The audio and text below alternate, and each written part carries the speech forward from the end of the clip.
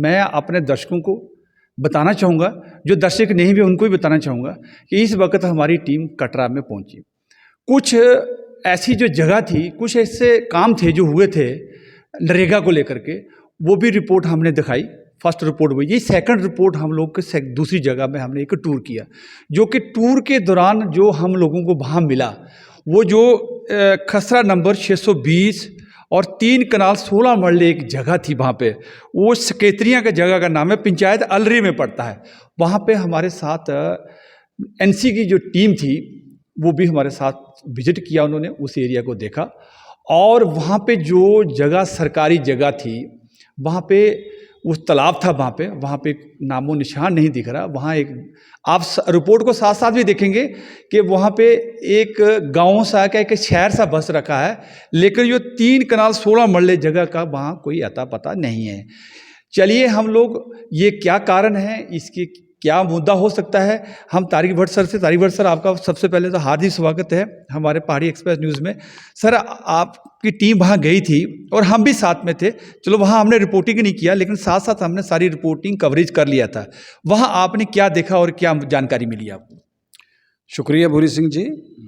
देखिए, सरकार ने 2011 में एक कैबिनेट डिसीजन किया था, उसके बाद गवर्नमेंट आर्डर हुआ कि रियासत जम्मू व कश्मीर के अंदर जहाँ जहाँ भी तालाब हैं, कुछ तालाब ऐसे थे जो बंद पड़े हुए हैं, कुछ तालाबों को नए तालाब बनाने का एक प्रोग्राम जो था वो चालू किया था, इसलिए कि पानी की किल्लत थी और नदी नालों में, दरियाओं में पानी कम होने की वजह से आने वाले दिन जो थे उसमें पानी की किल्लत हो जाती और लोगों को बड़ी परेशानी होती। तो सरकार ने एक डिसीजन लिया कि हम नए तालाब बनाएंगे, पुराने जो हैं उसकी रिपेयर करेंगे ताकि ज़मीन के नीचे पानी ज़्यादा से ज़्यादा जाए और ताकि हम ज़मीन से पानी निकाल। 3 कनाल 16 मरले का sir, come on the point, 3 कनाल 16 मरले का वहाँ क्या देखा आपने? चलो वीडियो भी साथ साथ और रिपोर्ट साथ साथ में, तो फिर भी आप लोगों से पूछा, आप लोगों ने क्या बताया? देखिए, वहाँ हमको लोगों ने यही बात बताई थी कि जो ये एक सगेत्रियों का तालाब है जो यहाँ आरली इंसाली मौज़िया कुन द्रोड़िया में, तो वो तालाब था, बहुत पुराना तालाब था, शायद वो उनकी मलकीती ज़मीन में था कि किस तरह था। तो वो तालाब जो था वो आज तालाब को बंद कर दिया गया है।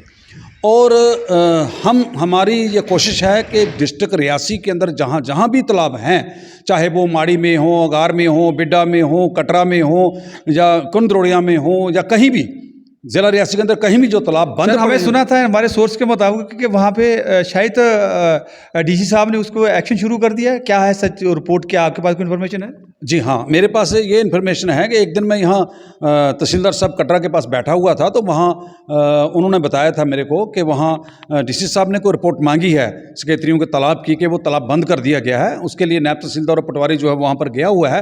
हो सकता है कि तहसीलदार साहब ने कोई डीसी साहब को रिपोर्ट की होगी।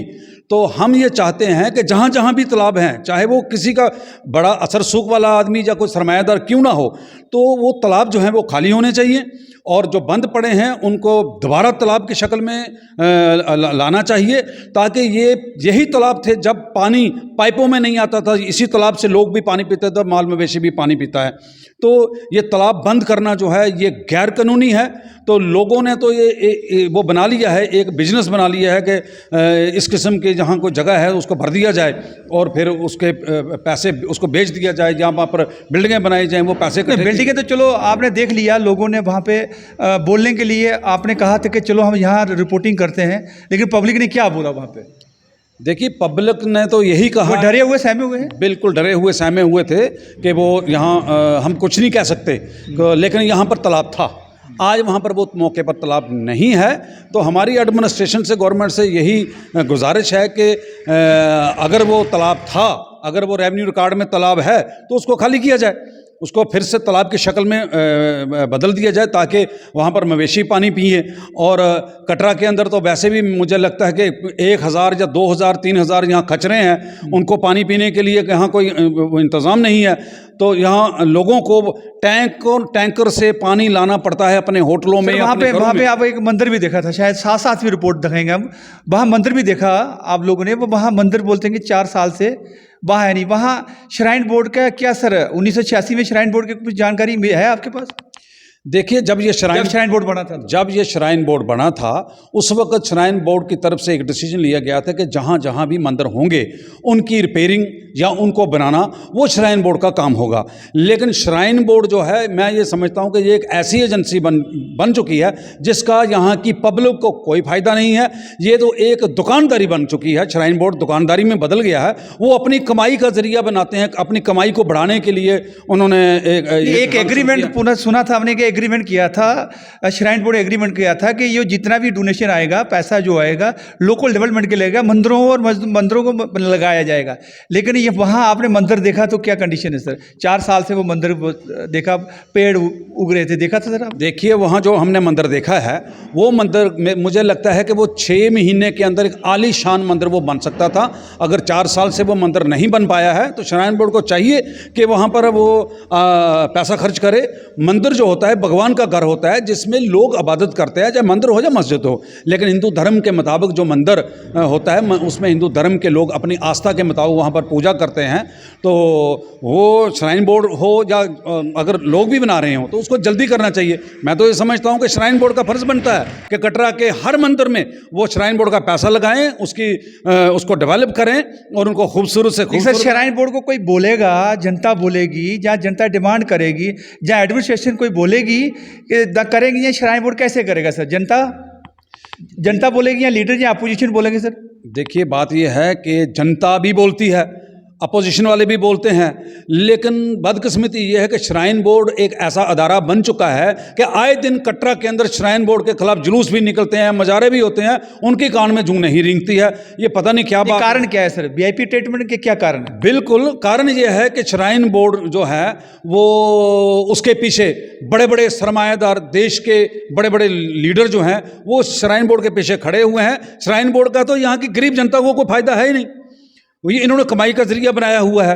तो इसलिए हम तो ये चाहते हैं कि श्राइन बोर्ड का जो है हिंदुस्तान से आई हुई जनता जो जहाँ पर माता के भक्त जो आते हैं उसको फायदा होना चाहिए, जहाँ की डेवलपमेंट जो है वो होनी चाहिए।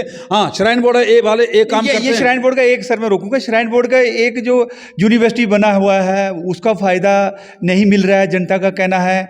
और श्राइन बोर्ड के जितने भी मतलब जो नारायणा हॉस्पिटल बना हुआ है वो फायदा नहीं जनता को मिल रहा है, वो सब बाहर के लोग हैं। क्या इसमें आपका क्या कहना है? देखिए, जो यूनिवर्सिटी है, यूनिवर्सिटी में हमने बार बार कहा, यहाँ के हिंदू धर्म के लोगों ने भी उन्होंने भी कहा कि श्राइन यहाँ जो यूनिवर्सिटी है, यूनिवर्सिटी में हमारा जम्मू डिस्ट्रिक्ट रियासी का एक कोटा मुकर्रर किया जाए कि अगर आप वहाँ पर 500 बच्चा एडजस्ट करते हैं तो उसमें कम से कम हमारे 100 बच्चे हमारे डिस्ट्रिक्ट के होने चाहिए।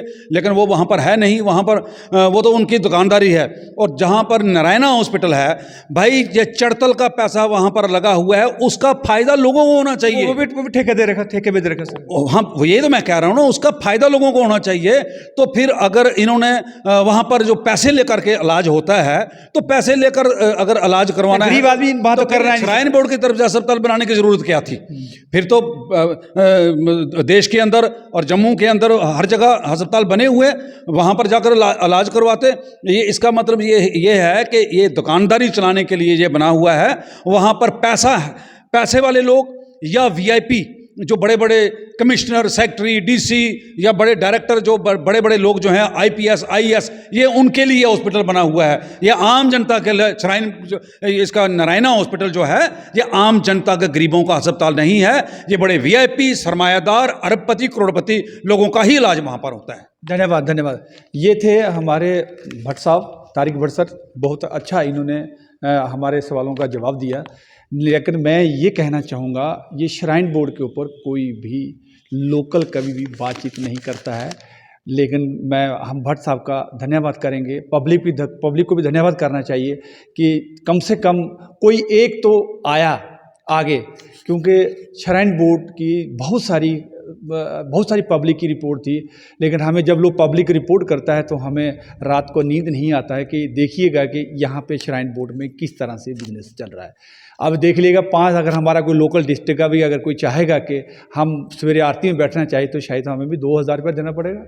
2000 के 5000 पता नहीं, शायद मेरे ख्याल 2000 ही है, तो वो हमें भी देना पड़ेगा। तो ये कहने का मतलब है कि लोकल जो डिस्ट्रिक्ट होने का, डिस्ट्रिक्ट में लोकल आदमियों को भी कोई भी बेनिफिट से किसी तरह से, ये जनता का कहना है। ये जितनी भी हम लोगों के आप वार्तालाप हुई, ये जनता की कंप्लेंट थी। वो जो जनता की कंप्लेंट हमें ऑन कैमरा लगाया, और ऑन कैमरा लाने के बाद हमें उम्मीद है कि इसके ऊपर कोई गहराई से विचार होगा और लोकल जनता को कोई बेनिफिट्स दिया जाएगा। पर हमें लगता नहीं है, जनता कहती है हमें लगता नहीं है कि हमें कोई बेनिफिट मिलेगा। इससे ज़्यादा मैं और ना कहूँगा। तो लास्ट मंथ में दोस्तों मैं यही कहूँगा कि रिपोर्ट को लाइक करना, शेयर करना चैनल को, और कमेंट करना कमेंट बॉक्स के अंदर, ये आपका अधिकार है। ये चैनल आपका है, हमारा नहीं है। आप प्लीज़ इसके अंदर अपना जो भी एविडेंस आपके पास है ज़रूर शेयर करें, कमेंट बॉक्स के थ्रू ज़रूर शेयर करें, ताकि जनता, किसी गरीब लोगों का भला हो सके। इससे ज़्यादा और ना कहते, बीएस राजपूत को दे जाते। नमस्कार, जय हिंद।